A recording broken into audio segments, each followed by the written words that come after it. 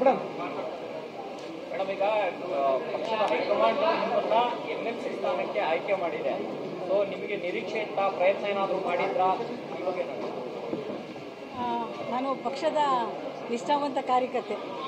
ಈ ಪಂಚಾಯತ್ ರಾಜ್ ವ್ಯವಸ್ಥೆಯಲ್ಲಿ ನಾನು ವಿವಿಧ ಹಂತಗಳಲ್ಲಿ ಆಯ್ಕೆಯಾಗಿ ಬಂದು ಪಕ್ಷಕ್ಕೆ ದುಡಿದಿದ್ದೀನಿ. ನನಗೆ ನಂಬಿಕೆ ಇತ್ತು ಪಕ್ಷ ಕಾರ್ಯಕರ್ತರಿಗೆ ಎಂದೂ ಕೈ ಬಿಡಲ್ಲ, ಕೈ ಹಿಡಿತಾರೆ ಅಂಥೇಳಿ ನಾನು ಒಂದು ಅರ್ಜಿ ಕೊಟ್ಟು ಕೇಳಿದ್ದೆ. ಬಟ್ ನನಗೆ ಹೈಕಮಾಂಡ್ ಅವರು ಅಧ್ಯಕ್ಷರು, ಮುಖ್ಯಮಂತ್ರಿ, ಉಪಮುಖ್ಯಮಂತ್ರಿ, AICC ಅಧ್ಯಕ್ಷರು ನನಗೆ ಒಂದು ಮಹಿಳೆಗೆ ಅವಕಾಶ ಕೊಟ್ಟಿರ್ತಕ್ಕಂಥದ್ದು ನಿಜಕ್ಕೂ ಕೂಡ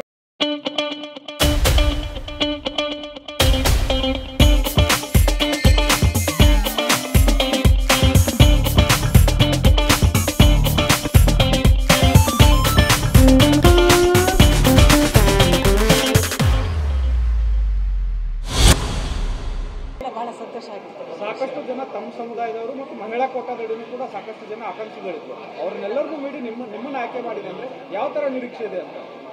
ನಾನು ಗ್ರಾಸ್ ರೂಟ್ ಲೆವೆಲಿಂದನೇ ಬಂದಿದ್ದೀನಿ, ತಳಮಟ್ಟದಿಂದ ನಾನು ಬಂದಿದ್ದೀನಿ. ನಾನು ಕಾಲೇಜಲ್ಲೂ ಕೂಡ ಯೂನಿಯನ್ ಲೀಡರ್ ಆಗಿದ್ದೆ. ಹಾಗಾಗಿ ಜನಸಂಪರ್ಕ ನನಗೆ ಹೆಚ್ಚಿದೆ.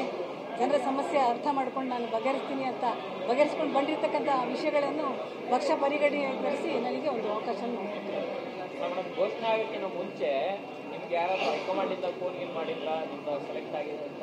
ಅಲ್ಲ, ಇವತ್ತೇ ಇದು ಆಯ್ಕೆ ಮಾಡೋ ಟೈಮಲ್ಲಿ ನನಗೆ ಎಲ್ಲಿದ್ದೀರಾ, ಹೇಗೆ ಈ ಥರ ನೀವು ರೆಡಿ ಇದ್ದೀರಾ, ಎಲ್ಲ ಕಾಗದಗಳೆಲ್ಲ ತಯಾರು ಮಾಡಿಕೊಡಿ ಅಂತಂದರು. ಅವಾಗ ನನಗೆ ಸುಳಿವು ಸಿಟ್ಟಂಗೆ ಆಯಿತು. ನನಗೆ ಜನರು ಏನು ಎಕ್ಸ್ಪೆಕ್ಟ್ ಮಾಡ್ಬೋದು? ಜನರು ತಮ್ಮ ಸಣ್ಣ ಸಣ್ಣ ಸಮಸ್ಯೆಗಳು ನನ್ನ ಹತ್ರ, ನಾನು ಜಿಲ್ಲಾ ಪಂಚಾಯತ್ ಅಧ್ಯಕ್ಷ ಆದಾಗ ನಾನು ಜನತಾ ದರ್ಶನ ಅಂತ ನಾನು ಪ್ರಾರಂಭ ಮಾಡಿದ್ದೆ. ರಾಜ್ಯದಲ್ಲಿ ಪ್ರಥಮವಾಗಿ ನಾನೇ ಸ್ಟಾರ್ಟ್ ಮಾಡಿದ್ದೆ.